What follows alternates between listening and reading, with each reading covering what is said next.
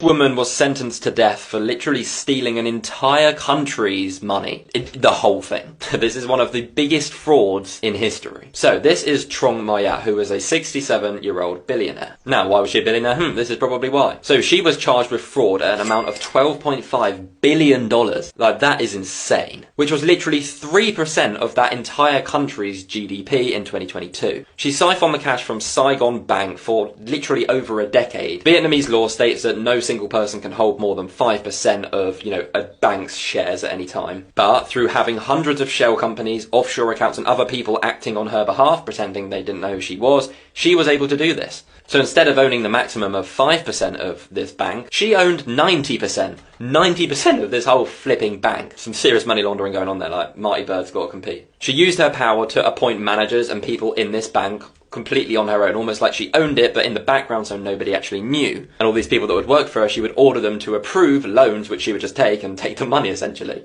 All of this money would go into these shell companies, which she opened and, of course, controlled. Now, the amount she took out on these loans will just absolutely blow your mind. 93% of every single bank that was giving out loans, she had it. Like, she just took all of it. She even ordered an Uber driver to withdraw 108 trillion, Vietnamese dong that is, which is about $4 billion, honestly, in cash. Now, this cash wasn't just siphoned out, but she actually stored it in her basement of her house, so had literal billions in her house, in the basement. Now, according to experts and prosecutors, this is one of the largest fraud cases in history ever, and I mean, you can see why. Let alone in Vietnam, this is definitely the biggest. Now, of course, from this, she did get caught, and she has now been sentenced to death. She can appeal this, and apparently is going to try, but oh my god.